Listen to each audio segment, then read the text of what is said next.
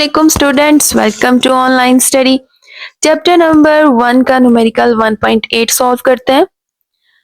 Statement है right using correct prefixes.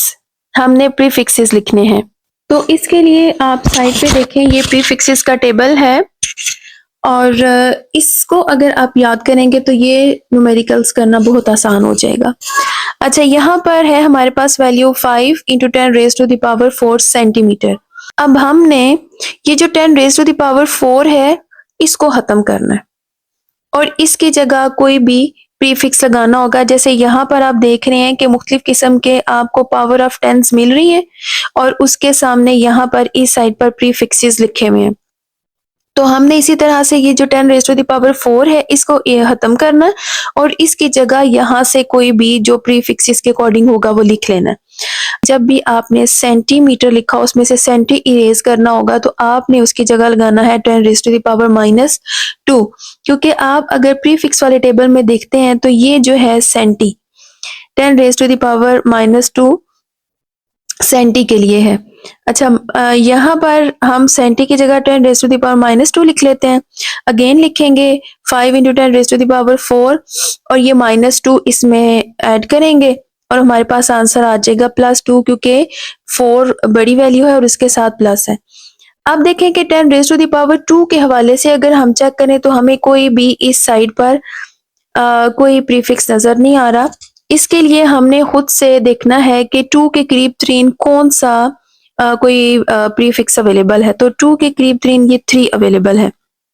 अब हमने ये जो पॉइंट इसका 5.0 के इस साइड पर था उसको हम मूव करवा के लेफ्ट साइड पर लेकर जा रहे हैं। तो हम यहाँ पर लिखेंगे 1, क्योंकि जो ओल्ड पॉइंट था और जो न्यू पॉइंट होगा उसके दरमियान में सिर्फ एक ही डिजिट है। तो ये +1 और ऑलरेडी +2, इसको हम ऐड करेंगे तो आंसर आ जाएगा 10 रेज टू द पावर 3। अब ये जो 10 रेज टू द पावर 3 है उसके लिए जो हमारे पास यहाँ पर मल्टीपल है वो किलो है। तो हम इस को इरेज करेंगे, मतलब खत्म करेंगे और इसकी जगह किलो लिख लेंगे और यही हमारा फाइनल आंसर होगा। अब अगला था जो न्यूमेरिकल वो है 580 into 10 raise to the power 2। तो अब 2 के करीब तरीन जो है वो 3 है और हमने क्या करना है कि मैंने आपको बताया कि जहां पर कहीं आपको पॉइंट नहीं नजर आता वो उस वैल्यू के लास्ट में पॉइंट होता है। तो आप यहाँ से ये पॉइंट उठाएंगे और एक डिजिट पीछे लेकर जाएंगे, क्योंकि हमने 2 को 3 में कन्वर्ट करना है।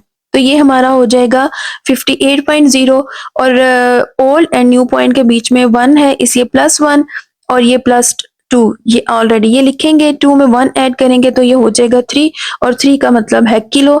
और आप जो स्टूडेंट से गलती करते हैं वो ये है कि 10 रेज टू द पावर 3 भी लिख देंगे, किलो भी लिख देंगे, हालांकि ऐसा नहीं है।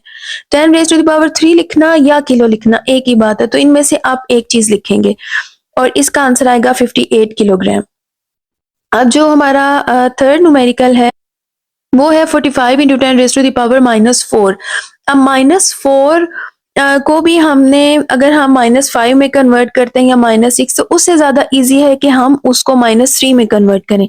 अब -3 के लिए ये देखें, यहाँ पर -3 के लिए मिली है।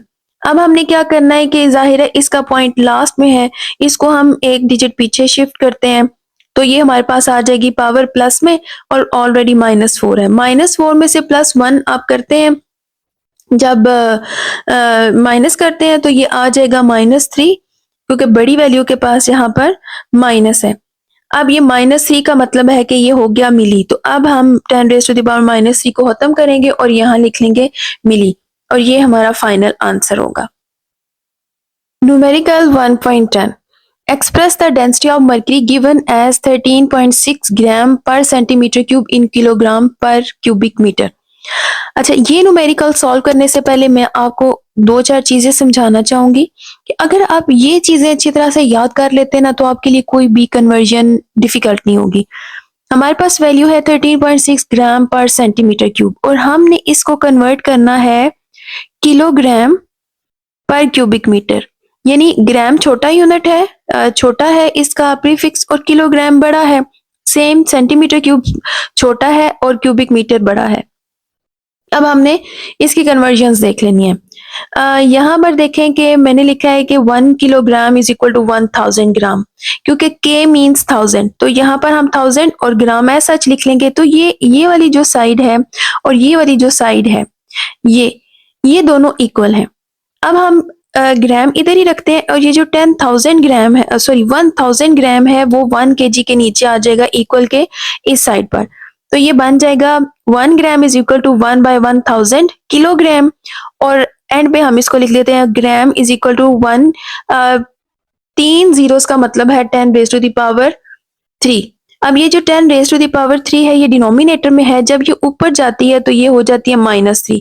तो 1 gram is equal to 10 raise to the power -3 kilogram. जिस तरह आप याद रखते हैं कि 1 KG is equal to 10 raise to the power 3 gram, same इसी तरह से याद रख लें कि अगर आपने ग्राम को इक्वल लाना है केजी के, तो ग्राम छोटा है तो आपने बस -3 याद रख लेना है।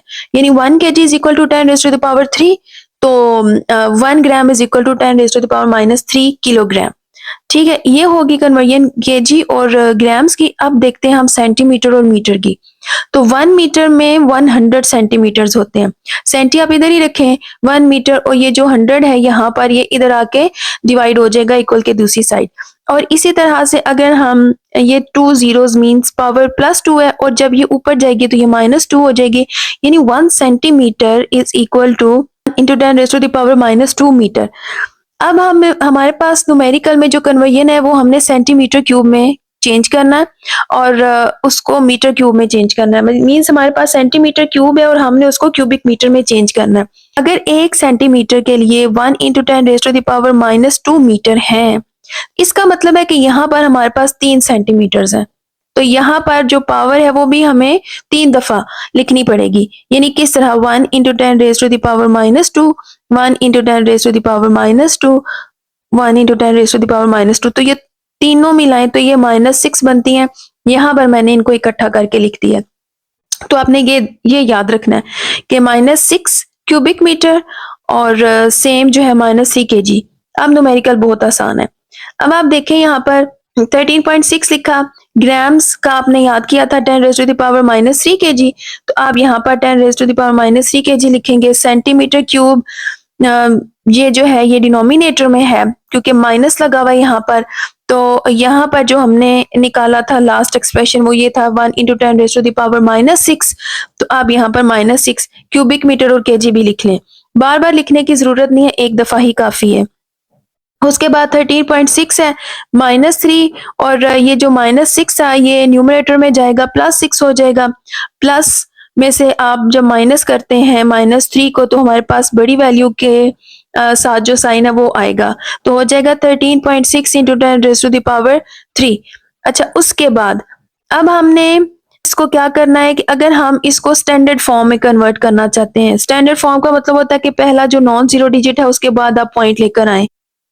तो ये जो पॉइंट है उसको हम 1 के और 3 के बीच में लेकर आएंगे। तो एक डिजिट हमने मूव करवाया पॉइंट को, तो इधर लिख लेंगे +1 और ये +3 है। याद रख लें जब भी हम राइट से लेफ्ट जाते हैं तो पावर प्लस में होती है। तो +1 +3 +4 हो गया, और यूनिट जो ऊपर लिखे थे एक ही दफा बार बार लिखेंगे आप। अगर यहाँ भी लिखेंगे यहाँ भी तो बाज़ औक़ात कंफ्यूजन हो सकती है, इसलिए आपने एक दफा ऊपर लिख लिया। अब आप लास्ट आंसर में लिख लें किलोग्राम पर क्यूबिक मीटर। डियर स्टूडेंट्स, जब भी आप कुछ चीज़ लर्न करते हैं तो हमेशा उसको इजी रह के किया करें, टेंशन ना लिया करें। जब आप उसको बोझ समझ के पढ़ते हैं तो आपको वो मुश्किल चीज़ लगती है, और ना ही वो आपको याद होती है अच्छे तरीके से, ना ही आप उसके कॉन्सेप्ट पे फोकस कर पाते हैं। जब कोई चीज़ समझनी है हमेशा उसका कॉन्सेप्ट समझ लिया करें। जब आपको वो समझ आ जाती है तो उसके बाद आप उसको दिल से पढ़ा करें, उसको बोझ ना समझा करें, बिल्कुल लाइट। आप ये अपने ज़हन से निकाल दें कि आपने इसको रटना है, याद करना है। आप वैसे रीडिंग करें जैसे किसी चीज़ की करते हैं। जब वो आपको थोड़ी समझ आए, फिर आप उसको थोड़ा-सा याद करने की कोशिश करें। जब आप टेंशन फ्री होके अपनी स्टडीज़ करेंगे तो इंशाल्लाह रिज़ल्ट्स बहुत अच्छे होंगे। नेक्स्ट वीडियो तक के लिए अल्लाह हाफ़िज़।